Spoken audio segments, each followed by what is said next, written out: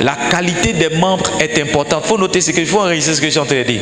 La qualité des membres est importante. Alléluia. Mais la quantité aussi des membres est importante. En d'autres termes, si vous voulez, si c'est mieux dit, je veux le dire comme ça. Quand les membres sont de qualité, ils produisent de la quantité. Yes. Faut mettre ma photo dessus. Quand les membres sont de qualité, ils produisent de la quantité.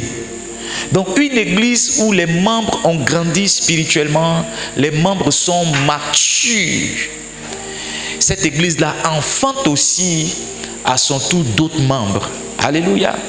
Donc la qualité est importante, mais la quantité. Si ce n'était pas important, Dieu n'aurait pas mentionné certains chiffres dans la Bible. Si le nombre, il y a même un livre dans la Bible qu'on appelle le livre de nombres. Yes. Le livre des nombres. Quand vous commencez le livre des nombres, tout à l'heure je vais vous donner une référence. On commence à compter. On compte. Ça veut dire que Dieu est intéressé aussi par le nombre. La Bible dit quand le peuple est nombreux, c'est la gloire du roi. Yes. Dieu est glorifié lorsque nous sommes beaucoup. Ceux qui veulent bâtir une église avec 2 membres, 3 membres, je ne suis pas sûr qu'ils portent la vision de Dieu. La vision de Dieu, c'est de faire des nations des disciples. C'est-à-dire la vision que Dieu a donnée à chaque église, c'est d'impacter les nations, c'est d'impacter le monde. L'église de Néhémie comportait 42 360 membres. Un temps viendra, l'église Livingstone va comporter 42 360 membres. Je vais te donner un autre verset. Il faut aussi l'ajouter tous les vendredis. C'est Nombre chapitre 1, verset 46. Numbers chapter 1, the first chapter, 46. Nombre chapitre 1, verset 46. Nombre chapitre 1, verset 46. On n'est pas pressé. Nombre chapitre 1, verset 46. Il dit sa machine, c'est... La Bible dit, tous ceux dont on fit le dénombrement, c'est-à-dire tous ceux qui sont venus à l'église qu'on a compté. Regarde le chiffre. Ils étaient de 603 550. Ça, c'est un autre chiffre qu'il faut mettre. 603 550. On n'a pas compté les enfants. On a compté les gens d'un certain âge. Hein? Qu'est-ce qu'il a dit? Faites le dénombrement. Au verset 2, il dit, faites le dénombrement de toute l'assemblée des enfants d'Israël, selon leur famille, selon leur maison, les maisons de leur père, en comptant par tête les noms de tous les mâles, depuis l'âge de 20 ans et au-dessus. Tous ceux d'Israël en état de porter les armes, vous en ferez le dénombrement selon leur division. Donc on a compté les hommes seulement de plus de 20 ans. On n'a pas compté les femmes, on n'a pas compté les enfants. Voici la quantité des membres de l'église de Moïse. L'autre c'était l'église de Néhémie. Voici l'église de Moïse. Ils étaient combien? Lis avec moi, 1, 2, 3, go. Tous ceux dont on fit le dénombrement fut de 603 550. Mets le chiffre maintenant à l'écran. Combien? Un temps va venir, Livingstone, on sera 603 550. Ce qu'un homme voit, il peut l'avoir. Ce qu'un homme aperçoit, il peut le recevoir. Ah, c'est ce que moi j'ai vu dans la Bible. C'est ce que j'ai vu dans la Bible. Je suis intéressé par la croissance de l'église. Yes. Je suis un pasteur d'une méga église. Super giga méga church. Yes. Super giga méga church. On va prier. Le nombre est important. On va dire, Seigneur, donne-nous 42 360. Après, donne-nous aussi 603 550. Yes. Est-ce que quelqu'un veut prier pour ça? Est-ce que quelqu'un veut prier pour ça? Yes. Est-ce qu'on peut élever la voix? Tiens-toi debout, on va prier. Seigneur, donne-nous 42 360 membres. Le nombre est important parce qu'il glorifie Dieu.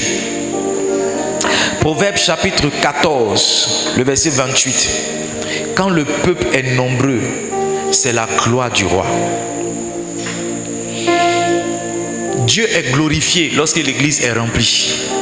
Yeah. Il dit quand le peuple manque, c'est la ruine du prince. Deuxième raison pour laquelle le nombre est important, le nombre donne une force. Le nombre donne une force au berger. Amen. Yes. Un troupeau de 10 vaches n'est pas plus fort qu'un troupeau de 30 vaches. Quelqu'un est d'accord avec moi? Une église de 10 membres n'est pas plus forte qu'une église de 50 membres. Excusez-moi, je parle par inspiration. Notez ce que je viens de dire. Donc, deuxième raison pour laquelle le nombre est important, c'est que le nombre donne une force. Le nombre donne quoi? Une force. Le nombre vous rend plus fort. Yes. C'est pourquoi nous devons prier pour être plus nombreux. Si nous sommes plus nombreux, l'église va glorifier Dieu. Un restaurant qui est vide ne glorifie pas le restaurateur. Yes. Un gabadrome qui est vide, on a l'impression que le gabatiki n'est pas un bon cuisinier. C'est pas ça? C'est l'impression que ça donne. Quand on passe, il n'y a personne qui paye son attiqué. On se dit, il ne prépare pas bien. Mais quand tout le monde est rempli autour de son attiqué, tu as envie d'aller goûter parce que tu te dis, certainement, ça doit être le goût qui fait que les gens sont là. Donc, première raison pour laquelle le nombre est important, le nombre glorifie Dieu. Amen. Allons-y dans le livre de Jean. Jean le chapitre 5. Pardon, le chapitre 15. Jean le chapitre 15.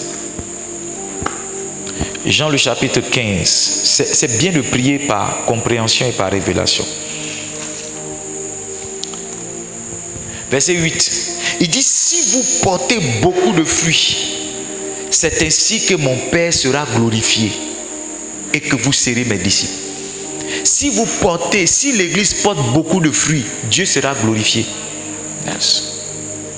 Troisième raison pour laquelle le nombre est important, c'est que par le nombre, on montre que nous sommes vraiment des disciples.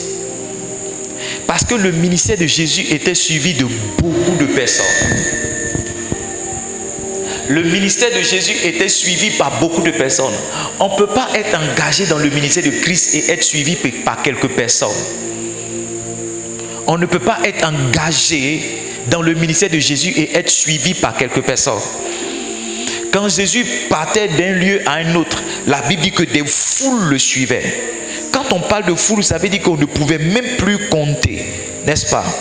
On ne pouvait plus faire quoi? On ne pouvait plus compter. Jean 6, verset 2. Notez tout ça pour moi, s'il vous plaît. Après, je vais prendre. Jean 6, verset 2. La Bible dit, une grande foule le suivait parce qu'elle voyait les miracles qu'il opérait sur les malades. Quand Jésus bougeait, c'était des foules qui le suivaient. Donc, si nous voulons ressembler à Jésus, si nous voulons ressembler à Christ, il faut qu'il y ait des foules qui nous suivent. Donc, troisième raison pour laquelle le nombre est important, c'est que par le nombre, nous attestons que notre ministère est vraiment de Christ. Yes. Par le nombre, nous attestons que nous sommes des disciples. Il dit, Jean 15, verset 8, si vous portez beaucoup de fruits, c'est ainsi que mon Père est glorifié. Il dit, et que vous serez mes disciples. En d'autres termes, si on n'arrive pas à porter beaucoup de fruits, on ne peut pas justifier qu'on est des disciples de Christ. Ce qui devrait être normal pour les disciples de Jésus que nous sommes, c'est d'avoir beaucoup de fruits, c'est d'avoir beaucoup de personnes. Yes. Yes. Quatrième raison pour laquelle le nombre est important, le nombre permet d'apprécier la croissance de l'église. Yes. Comment nous pouvons savoir que l'église est en train de grandir? C'est par le nombre. Comment nous pouvons savoir que ce que nous faisons marche? Comment nous pouvons savoir que ce que nous faisons a de l'impact? Le nombre nous permet de mesurer la réelle croissance de l'église. En Actes, le chapitre 2. Oh Saint-Esprit, merci. Actes chapitre 2. Actes chapitre 2. Je lis pour vous.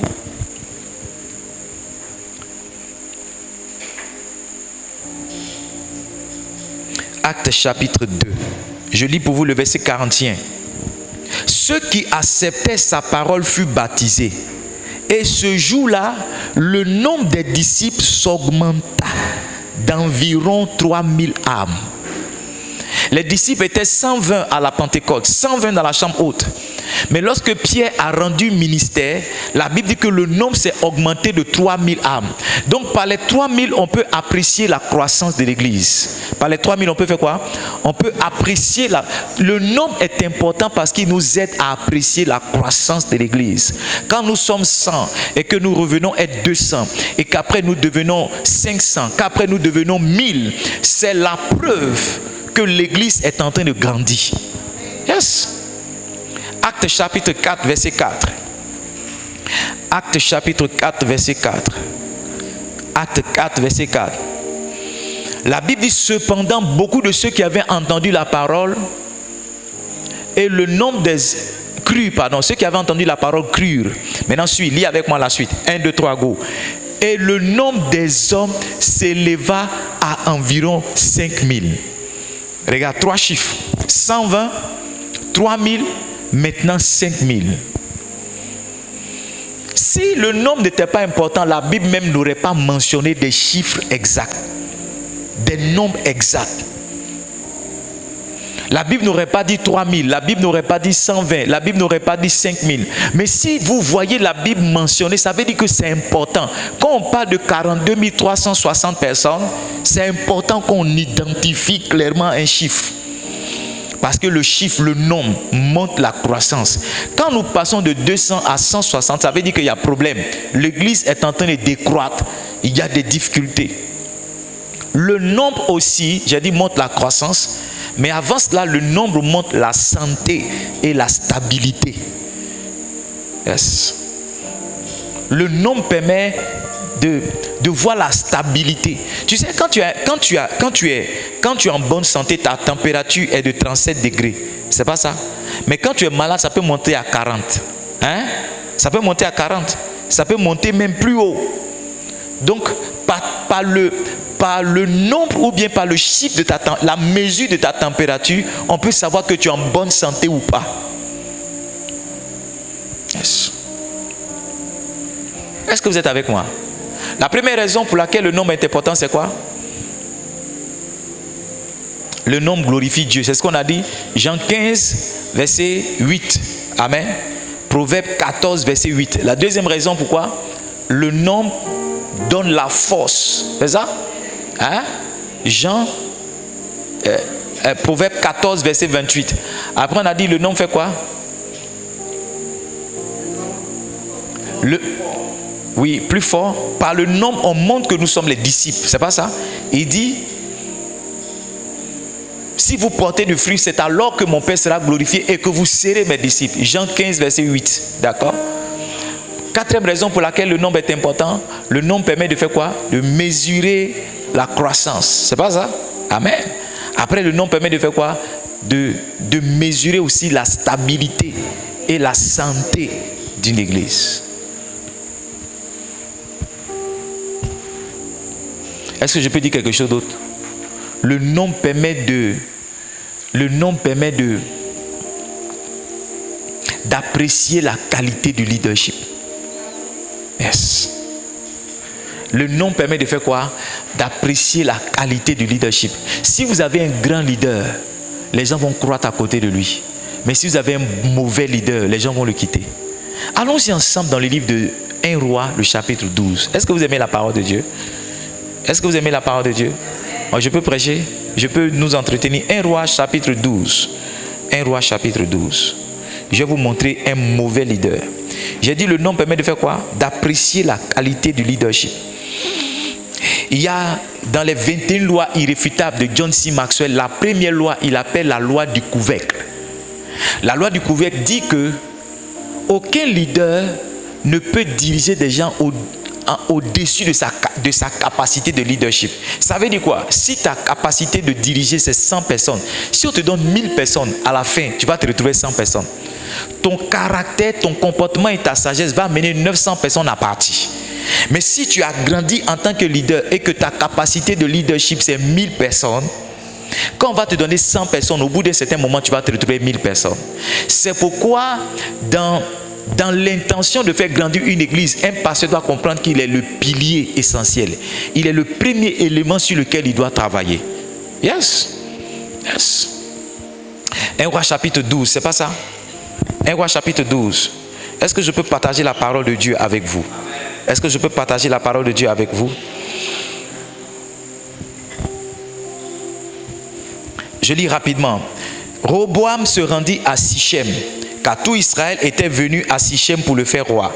Lorsque Jéroboam, donc il y a Roboam qui était le fils de Salomon. Quand Salomon est mort, celui qui l'a remplacé c'est Roboam. Je vous fais un peu d'histoire. Il y avait le roi Saül. Saül est mort, David a pris sa place. Quand David est mort, Salomon a pris sa place. Quand Salomon est mort, Roboam a pris sa place. Jéroboam, c'était le serviteur de Salomon qui a fui.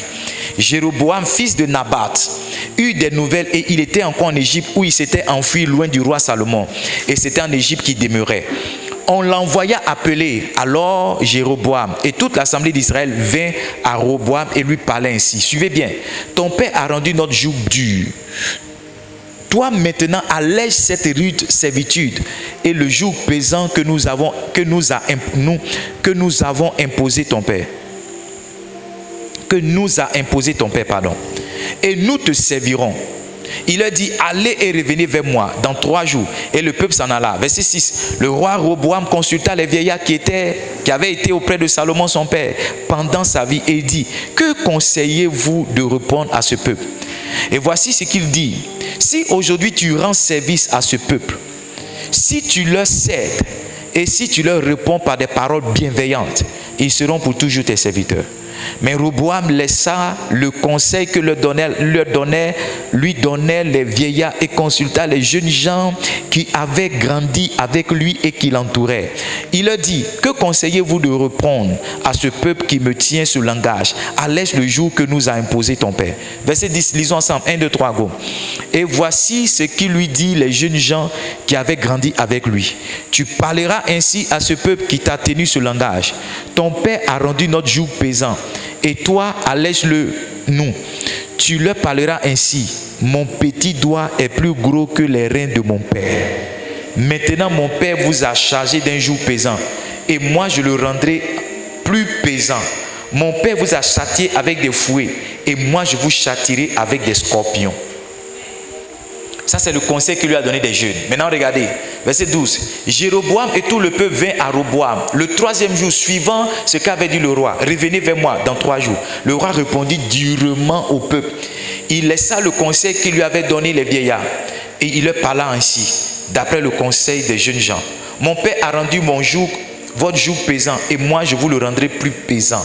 Mon père vous a châtié avec des fouets, et moi je vous châtierai avec des scorpions. Ainsi le roi n'écouta point le peuple, car il fut dirigé par l'Éternel, en vue de l'accomplissement de la parole que l'Éternel avait dite à Achija de Shilo, à Jéroboam, fils de Nabat. Lorsque tout Israël vit que le roi ne l'écoutait pas, le peuple répondit au roi, quelle part avons-nous avec David? Nous n'avons point d'héritage avec le fils d'Isaïe. À tes tentes, Israël, maintenant pourvois à ta maison David. Et Israël s'en alla dans ses tentes. Verset 17, 1, 2, 3, go, lisons ensemble. Les enfants d'Israël qui habitaient les villes de Juda furent les seuls sur qui régna Jéroboam. Donc Jéroboam a perdu 11 tribus d'Israël parce qu'il était un mauvais leader. Roboam a perdu 11 tribus parce qu'il était un mauvais leader. Donc le nombre permet d'apprécier la qualité du leadership. Yes. Quand vous êtes un leader que l'église décroît, vous devez comprendre que vous avez un travail à faire. Vous avez une responsabilité dans la décroissance de l'église. Je parle au monde entier, je parle aux leaders qui me suivent. Quand une église décroît dans vos mains, ça veut dire que votre manière de gérer a un problème. Votre manière d'administrer a un problème. Les vieillards ont conseillé à Roboam d'agir d'une certaine manière, de parler d'une certaine manière. Les jeunes aussi ont conseillé à Roboam d'agir d'une certaine manière. Tu vois, à la fin, on réalise que le conseil des jeunes n'était pas bien. C'est pourquoi un leader doit être quelqu'un de mature. Quand vous restez un enfant en tant que leader, vous prenez des décisions qui détruisent l'église. Mais quand vous grandissez et que vous atteignez un âge spirituel, vous prenez des décisions qui font grandir l'église. Être un vieillard et être un jeune, ça n'a rien à voir avec l'âge. Ça a tout à voir avec la capacité de leadership. Si vous êtes rempli de la connaissance, des compétences de leadership, vous parlerez comme un vieillard. Vous parlerez comme... Parce qu'en réalité, qu'est-ce qu'on attribue au vieillard? N'est-ce pas la sagesse? La sagesse est un don qu'on peut recevoir par l'esprit. Donc quelqu'un qui a la sagesse peut ajouter des années à son âge. Ah! Quelqu'un qui a la sagesse peut ajouter des années à son âge. Il peut avoir 25 ans et parler comme quelqu'un qui a 55 ans. Il peut avoir 30 ans et quand il parle, on a l'impression que c'est 75 ans. On lui dit, mais d'où est-ce que tu tires toute cette sagesse? D'où est-ce que tu connais ces choses? Livingstone, le nombre est très important parce qu'il permet d'apprécier la qualité du leadership. Yes. Le nombre est important.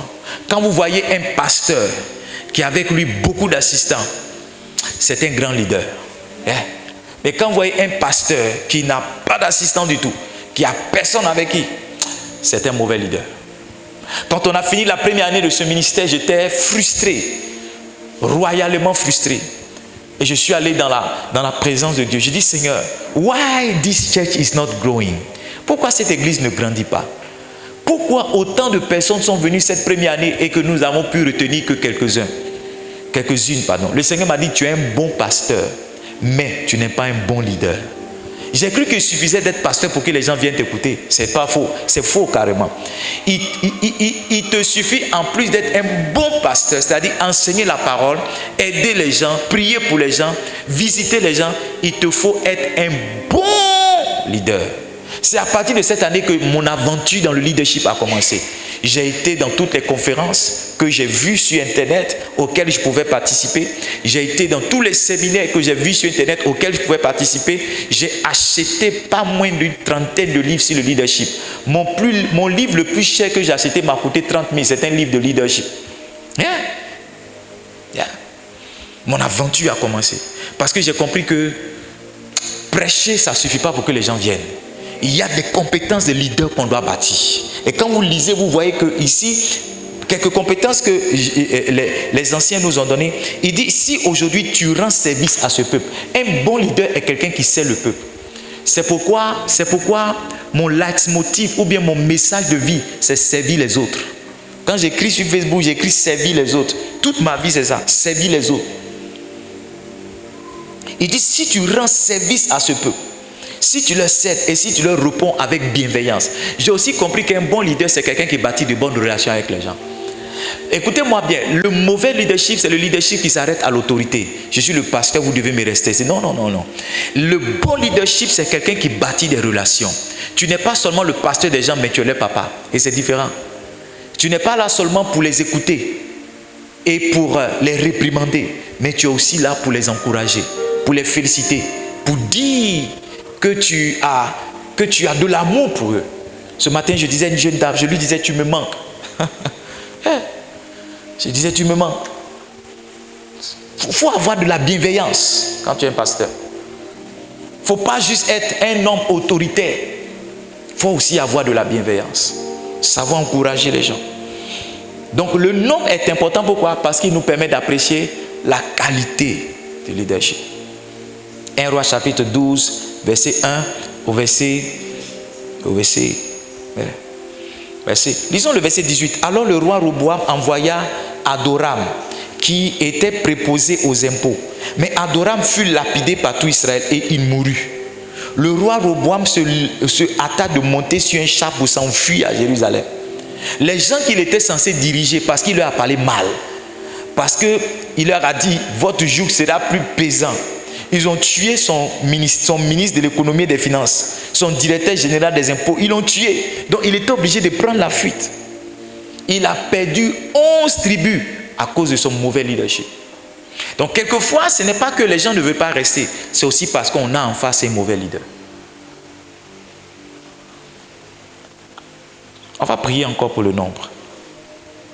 On va prier pourquoi? Verset 19, lisons. Si vous êtes chrétien, 1, 2, 3, on lit ensemble. C'est ainsi, verset 19, please. 2, 3. C'est ainsi qu'Israël s'est détaché de la maison de David jusqu'à ce jour. C'est à cause du mauvais leadership de Roboam que Israël s'est... C'est pourquoi il y a eu deux royaumes. Le royaume d'Israël avec pour capitale la Samarie et le royaume de Juda avec pour capitale Jérusalem. C'est ce qu'on appelle dans la Bible le schisme chrétien. Le schisme, la division est venue par un mauvais leadership. Et un serviteur, quelqu'un qui n'a pas le sang royal, est devenu le roi de plus de 11 tribus. Tu te rends compte? Tu te rends compte? Donc si tu n'es pas un bon leader, Dieu va prendre les gens que tu es censé diriger là pour les donner à quelqu'un d'autre.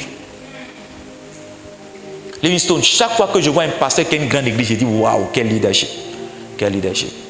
On prie nous tous. Yes. On jeûne nous tous. On assiste aux mêmes conférences. On reçoit les mêmes impositions des mains. Mais la différence, c'est la qualité du leadership. C'est pourquoi quand je vois un homme de Dieu qui a une grande église, je suis intéressé par comment il organise son église, par comment il gère l'église. La clé est là. Le nom permet d'apprécier la qualité du leadership. Le nom permet d'apprécier la qualité. On va c'était une de moments à prier. Donne-moi Nombre chapitre 1, c'était combien? Verset combien? Mets le chiffre là, on va prier. L'église de Moïse, c'est l'église de Moïse qui m'intéresse. Lis avec moi, 1, 2, 3, go. Tous ceux dont on fit le dénombrement fut de 600 550 personnes. 603 550 personnes. Ça, c'est l'église de Moïse. Et on n'a pas compté les femmes, on n'a pas compté les enfants. On n'a pas compté l'école du dimanche, on n'a pas compté les femmes. Alors que les femmes et les enfants sont les plus nombreux dans une église. Il y a combien d'hommes ici ce soir? Il y a combien d'enfants ici ce soir? Ça atteste ce que je suis en train de dire. On va prier, on va dire Seigneur, donne-nous aussi 603 550 personnes. Je te dis pourquoi est-ce qu'on doit chercher le nombre. 5 raisons. Amen. La première raison c'est quoi? Le nombre glorifie Dieu. Deuxième raison c'est quoi? Le nombre nous rend plus forts. Troisième raison c'est quoi? Le nombre nous permet de savoir que nous sommes des disciples. D'accord? Quatrième raison c'est quoi? Hein?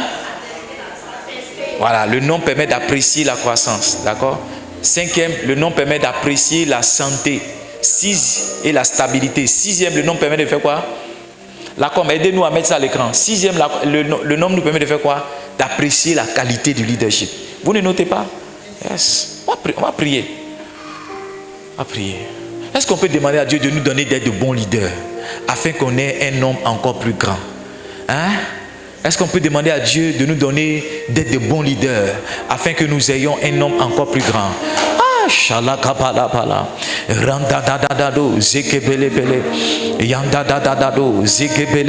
Le nombre nous permet d'apprécier le niveau d'impact du ministère.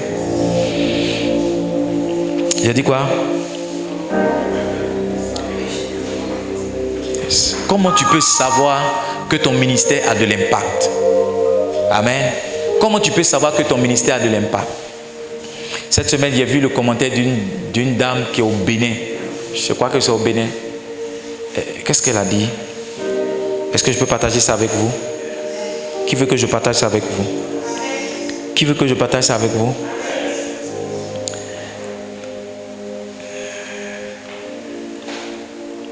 Une dame qui est au Bénin. Quel a été son commentaire?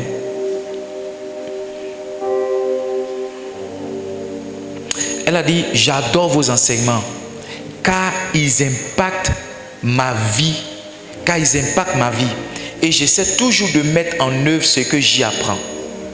Je vous suis depuis le Bénin. Yes. Quand je vous dis de bien enregistrer pour mettre sur YouTube là, vous pensez que c'est en train de m'amuser. Pendant que je dormais, Dieu m'a dit l'avenir de cette église se trouve dans le digital. Amen. Elle dit, je vous suis depuis le Bénin. Pourquoi le nombre est important? Parce que le nombre permet de mesurer ton impact. Est-ce que le travail que tu fais là, c'est bon?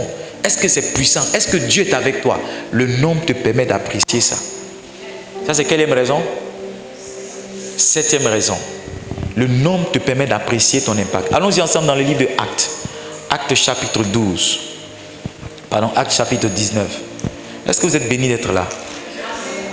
Actes chapitre combien? Non, 19 j'ai dit.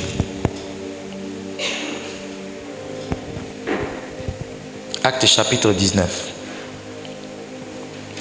Lisons dans ma partie de verset 9.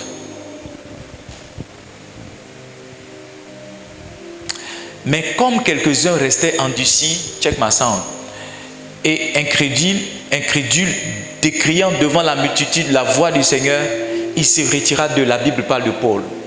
Il sépara les disciples et enseigna chaque jour dans l'école dénommée Tyrannus. Donc, Il enseignait chaque jour dans une école. Comment il peut savoir que son enseignement était puissant? Regarde le verset 10. Lis avec moi. 1, 2, 3, go. Cela dura 2 ans, de sorte que tous ceux qui habitaient l'Asie, juifs et grecs, entendirent la parole du Seigneur.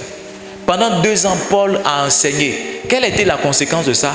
Tous les habitants de l'Asie, ont entendu.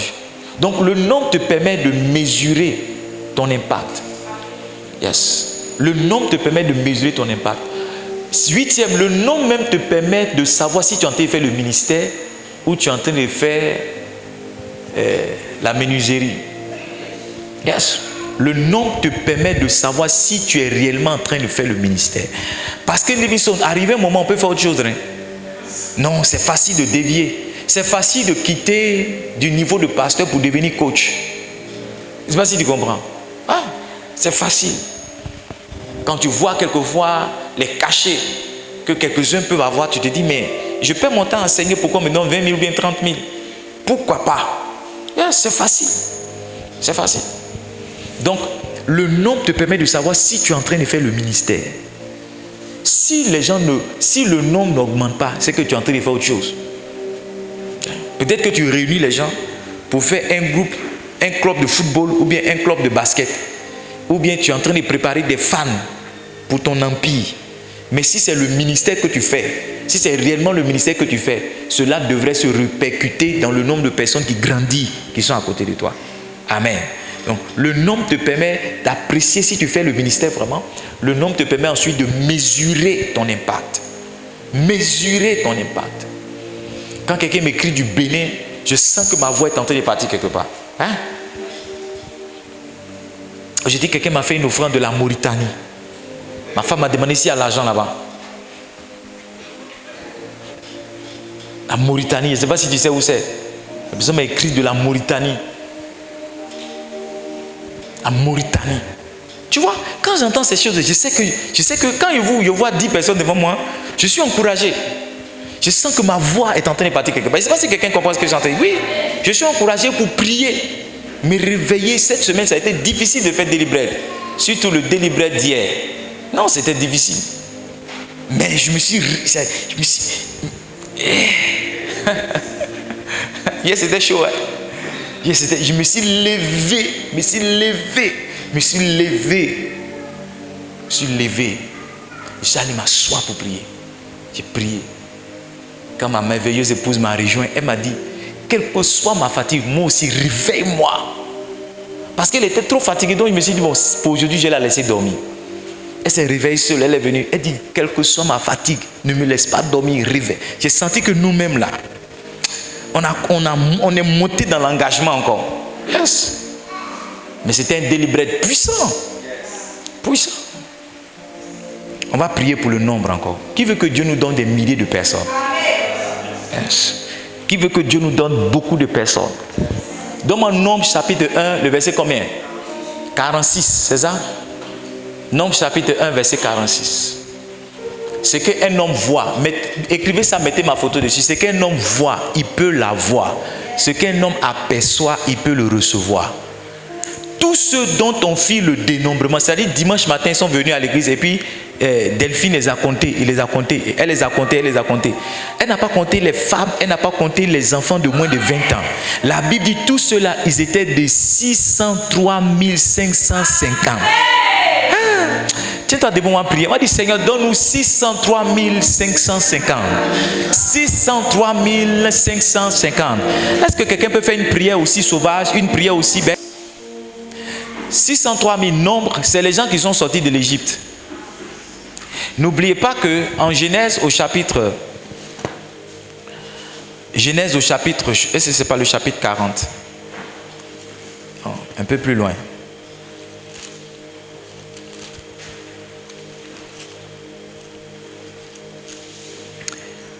Genèse chapitre 47, verset 1. Bon, lisons d'abord verset 6. Non, Genèse 46, verset 26. Notez toutes ces références-là pour moi. I'm speaking by inspiration. Notez tout ça pour moi, après je prends les notes. J'ai aucune note ici. Genèse 46, verset 26. La Bible dit que les personnes qui vinrent avec Jacob en Égypte, lis avec moi si tu es chrétien la suite, et qui étaient issues de lui, étaient au nombre de 66 en tout, sans compter les femmes et les fils de Jacob. Les personnes qui sont venues avec Jacob et qui étaient issues de lui étaient au nombre de 66 en tout, sans compter les femmes des fils de Jacob.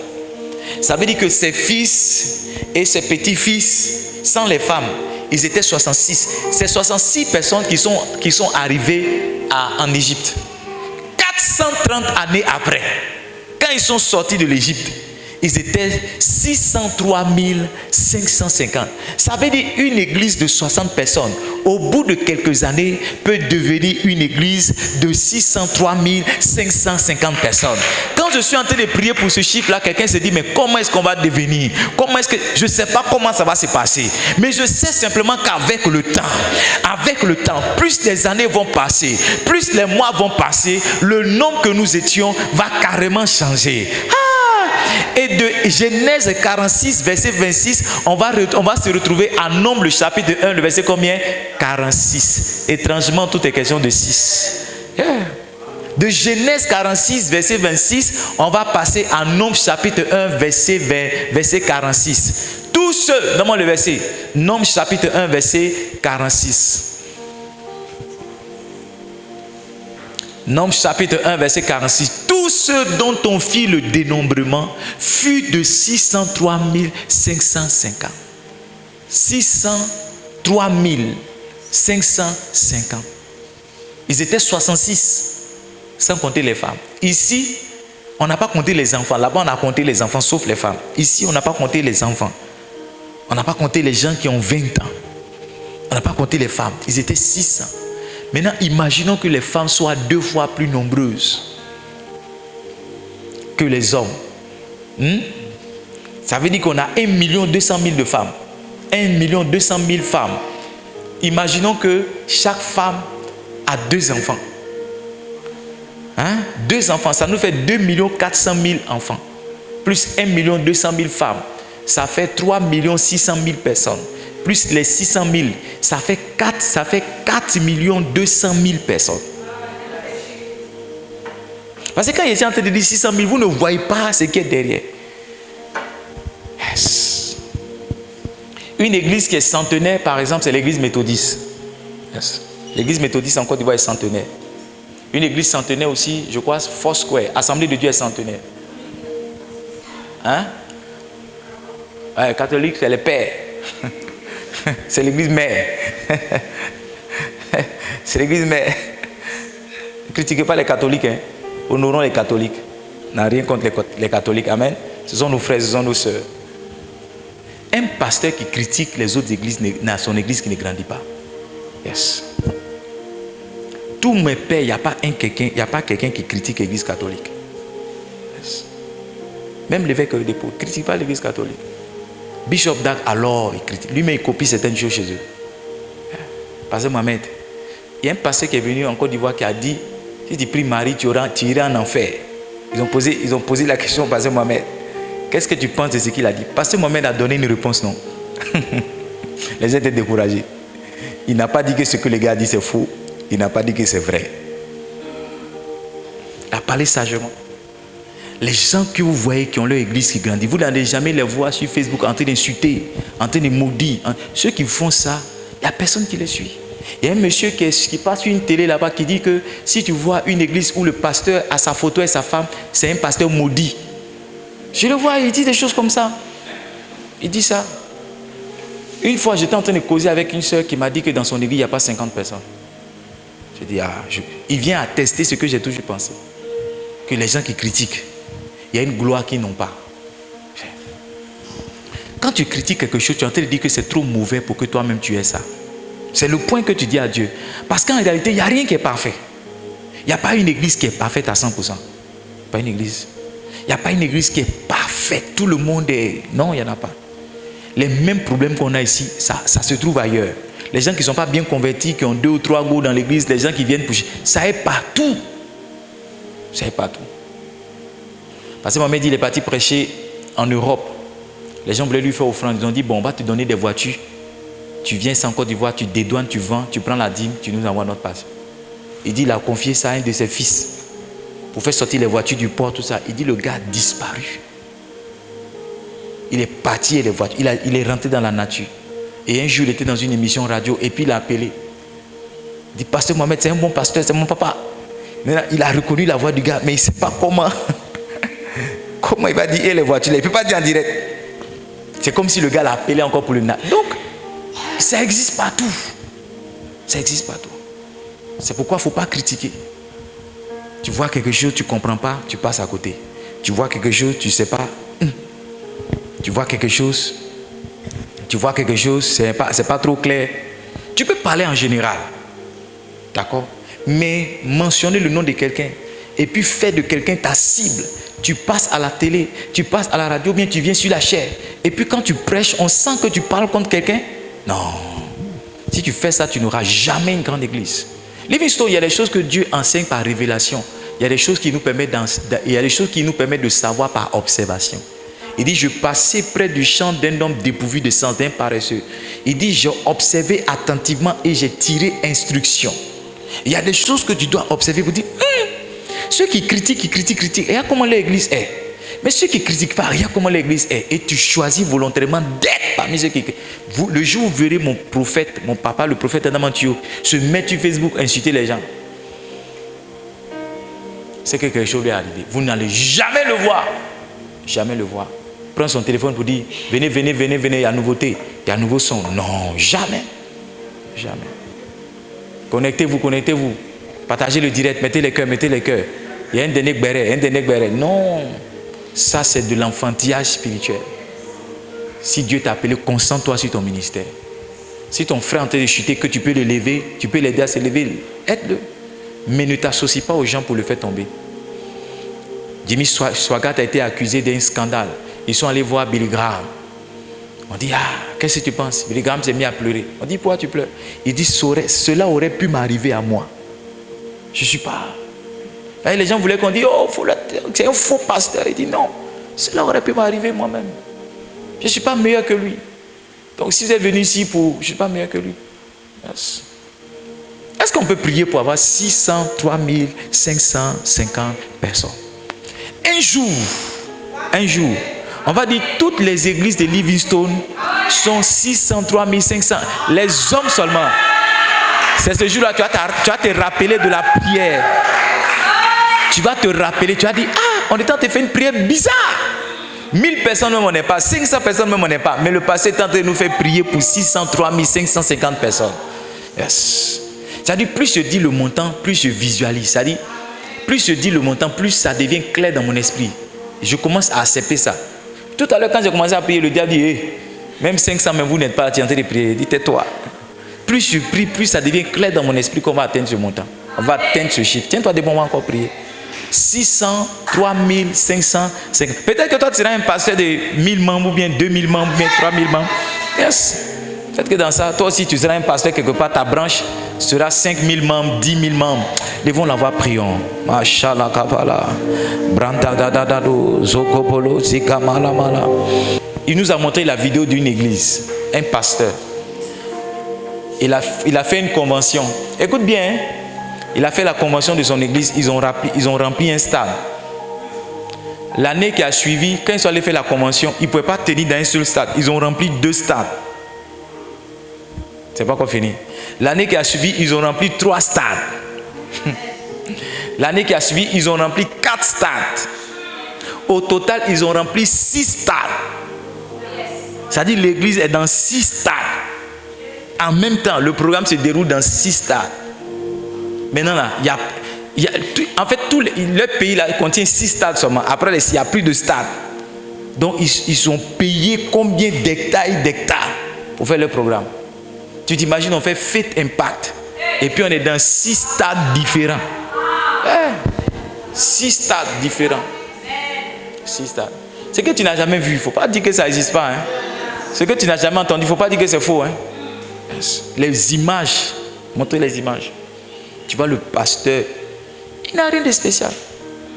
Quand il parle, mais tu te demandes si c'est vraiment lui le pasteur de l'église. Rien de spécial.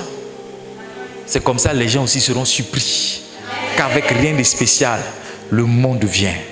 Le monde vient et il vient nombreux. Alléluia. Le nombre vient et il vient nombreux. On aura une super, méga, giga church. Une super, méga, giga church. Yes. Super, méga, giga church. Yes. C'est-à-dire, pour qu'une église ait ce genre de nom, il faut que ce soit une église internationale. Yes. Donne-moi Ésaïe 55, le verset 5. Ah, c'est la prophétie de l'église. Ésaïe 55, verset 15. Verset 5. Voici, lis avec moi, 1, 2, 3, go. Voici, tu appelleras des nations que tu ne connais pas. Et les nations qui ne te connaissent pas accourront vers toi, à cause de l'Éternel ton Dieu, du Saint d'Israël qui te glorifie. Écoute maintenant, si Dieu n'a pas glorifié une église, elle ne peut pas croître. Si la gloire de Dieu n'est pas tombée sur une église, elle ne peut pas croître. Dieu a glorifié Moïse, c'est pourquoi les gens l'ont suivi. Dieu a glorifié Josué, c'est pourquoi les gens l'ont suivi. On va prier pour que Dieu nous glorifie. La gloire, c'est une image de tout ce qui est de Dieu, ou tout ce qui représente Dieu qui tombe sur un homme. Sa puissance, son autorité, son nom, tout ce qui caractérise Dieu, c'est ça qui est sa gloire. Et quand ça vient sur un homme, Christ a dit, quand je serai élevé, j'attirerai les hommes à moi.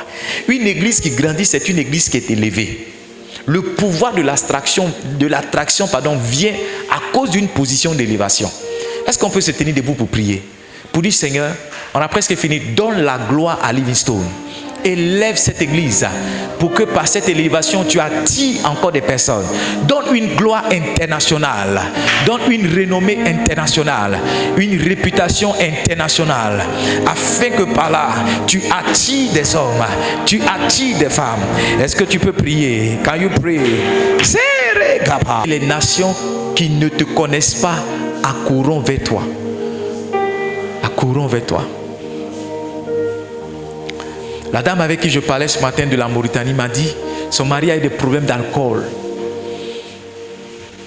Et elle lui envoie les daily bread. Quand on prie matin, elle lui envoie, elle dit, mais c'est qui ce pasteur-là? C'est qui ce pasteur-là? Elle m'a dit, non, quand il sera à Abidjan, il viendra te voir. Il viendra te voir. Tu vois, est-ce que cette parole n'est pas vraie? Les nations qui ne te connaissent pas accourront vers toi. Est-ce que moi me connais? Est-ce que la Mauritanie me connaît? La Mauritanie ne me connaît pas. Mais pour que quelqu'un veuille quitter la Mauritanie pour venir me voir ici à Dabou, c'est la preuve que cette parole prophétique, ça c'est ma parole. Ésaïe 55, verset 5. C'est pour moi que c'est écrit. C'est ce que Dieu m'a dit qu'on a fait les 3 jours de jeûne le mois dernier. Il dit, tu appelleras des nations que tu ne connais pas. Tu vas appeler des nations que tu ne connais pas. Il dit, les nations qui ne te connaissent pas accourront vers toi à cause de l'Éternel ton Dieu. Écoutez-moi bien, toute croissance, il faut le noter. Je finis avec ça. Toute croissance est l'œuvre de Dieu. Toute croissance est l'œuvre de Dieu. Toute croissance est l'œuvre de Dieu. C'est Dieu qui, par sa main puissante, fait grandir une église. En 1 Corinthiens, le chapitre 3, le verset 6, je finis avec ça. 1 Corinthiens 3, le verset 6. 1 Corinthiens 3, le verset 6. 1 Corinthiens 3, le verset 6. J'ai fini avec un autre verset tout à l'heure. Il dit, j'ai planté, Apollos a arrosé et Dieu a fait croître. Dieu a fait croître. Dieu est celui qui fait croître. Dieu est celui qui fait quoi? Est celui qui fait croître. Allons-y ensemble dans le livre Actes. Actes chapitre 18. Je vais lire avec toi le verset 9 au verset 10. Actes chapitre 18, verset 9 au verset 10. Le Seigneur dit à Paul en vision pendant la nuit, ne crains point, parle et ne te tais pas. Verset 10, dis avec moi si tu es un enfant de Dieu. Car je suis avec toi et personne ne mettra la main sur toi pour te faire du mal. Parle, car j'ai un peuple nombreux dans cette ville. Partout où Dieu implante une église, il y a un peuple nombreux. Dieu a un peuple nombreux ici à Dabou. Et on doit se disposer pour attirer, pour recevoir ce peuple-là. Yes. On va finir avec ça. Tu as dit, Père, au nom de Jésus, que personne ne mette la main sur nous. Que personne ne mette la main sur nous pour nous faire du mal. Que personne. Vous savez, le diable est contre les croissances. Hein? On finit avec ça. Père, au nom de Jésus, que personne ne mette la main sur nous pour nous faire du mal. Que personne ne mette... Et ce dimanche-là, je vais répéter le même message. L'importance du nombre. Yes. Pourquoi nous désirons beaucoup avoir plus de personnes? Pourquoi nous désirons avoir plus de personnes? Ajoute, ça c'était quelle raison pour le nombre? On était sur quelle raison? 9e, 8e, 9e maintenant. La croissance, le nombre rend l'Église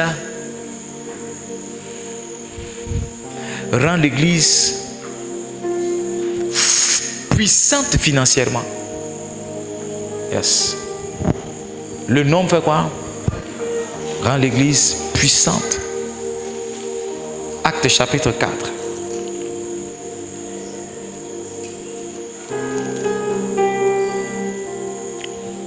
Verset 32. Actes chapitre 4, verset 32 à verset 35. La multitude de ceux qui avaient cru n'était qu'un cœur et qu'une âme. Nul ne disait que ses biens lui appartinssent en propre, mais tous étaient communs entre eux.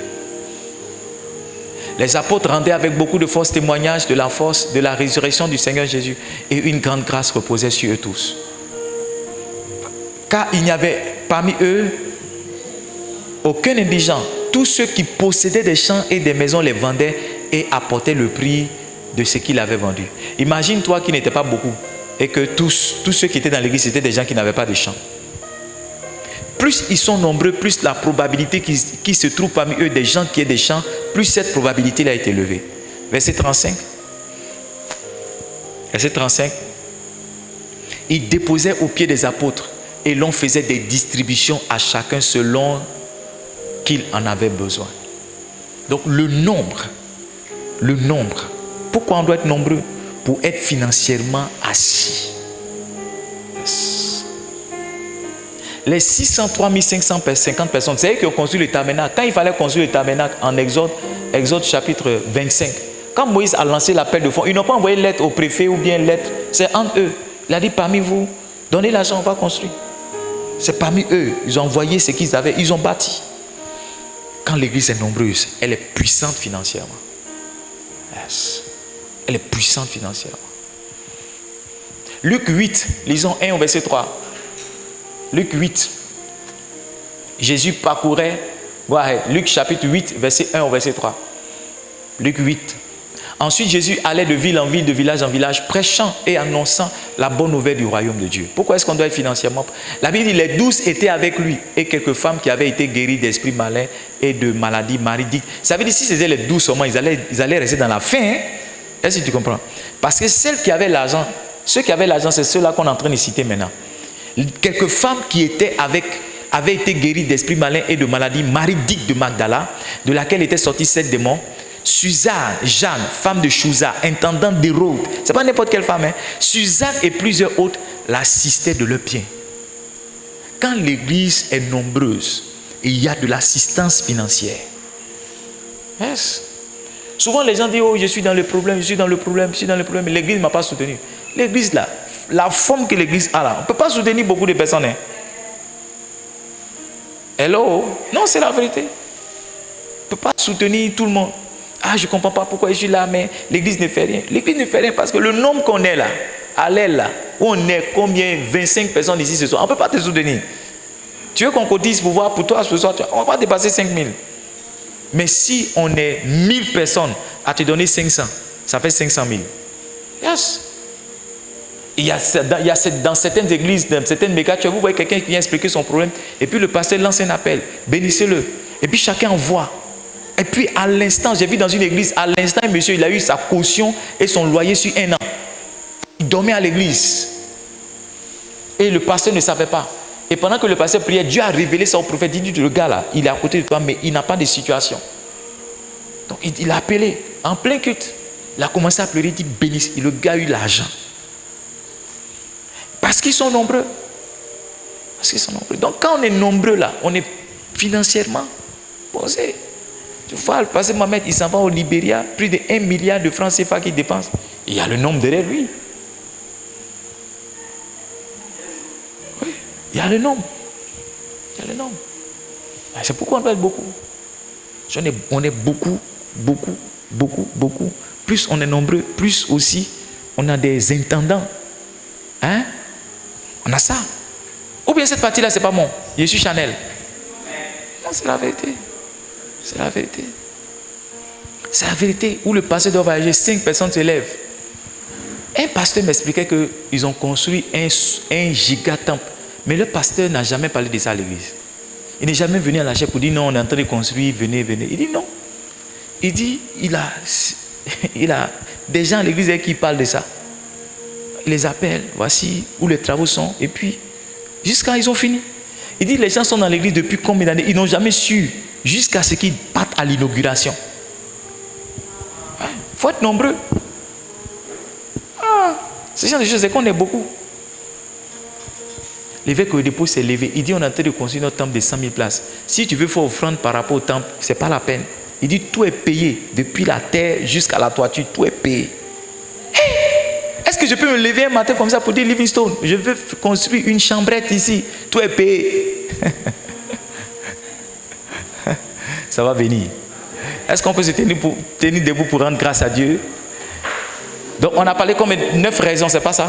9 raisons pour lesquelles le nombre est important. Amen. Lèvons la voix, disons Seigneur, merci. Merci Jésus. Merci Jésus. Raison, quand on est nombreux. Tu prends? 10e raison. Le nombre attire la puissance du Saint-Esprit. Yes. Le nombre fait descendre la gloire de Dieu. Is it raining? Is it raining? Is it raining? But what this noise is? Ah, ok. Donc la 10e raison, c'est que le nombre attire la présence de Dieu. Quand tu es un pasteur, tu vas quelque part, les gens sont nombreux, fais attention. Le Saint-Esprit est plus sensible. Yes. Sois sensible, manifester l'onction. C'est pourquoi il y a des pasteurs, ils ne peuvent manifester l'onction que si la salle est remplie. Quand il y a 2 ou 3 personnes qui sont là comme ça, ils ne savent pas par quoi ils vont commencer. Est-ce que tu comprends ce que j'ai dit? Yes. Donc 10 raisons pour lesquelles le nombre est important. La 10e, le nombre fait tomber le Saint-Esprit. Tu veux que je te montre ça? Allons-y ensemble dans Actes chapitre 10. Donne-moi le verset 24. Actes chapitre 10, verset 24. Acte 10, verset 24 au verset 27. Go ahead, please. Acte 10. Ils arrivaient à Césarée le jour suivant. Corneille les attendait et avait invité ses parents et ses amis.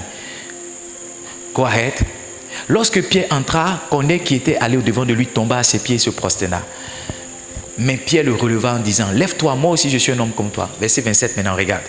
Et conversant avec lui, il entra et trouva beaucoup de personnes réunies. Il a trouvé quoi? Beaucoup de personnes réunies. Allons verset 44. Verset 44. Verset 44. Verset 44. Lis avec moi. 1, 2, 3, go. Comme Pierre prononçait encore ces mots, le Saint-Esprit descendit sur tous ceux qui écoutaient la parole. Yes. Quand vous êtes beaucoup à un endroit, un petit mouvement, le Saint-Esprit descend. Juste la prédication, le Saint-Esprit est descendu. Le nombre active la soif. Quand vous partez d'un programme comme IGOS, même comme la conférence de Bishop Dag, comment le Saint-Esprit, c'est aussi par rapport au nombre. C'est aussi par rapport au nombre. Si on est nombreux, hein. Vous avez vu ce dimanche-là, pendant la prédication, mais les gens tombaient sous l'onction. Vous n'avez pas remarqué ça? Yes. Pendant la prédication, les gens tombaient. Les gens tombaient. Ça va être normal.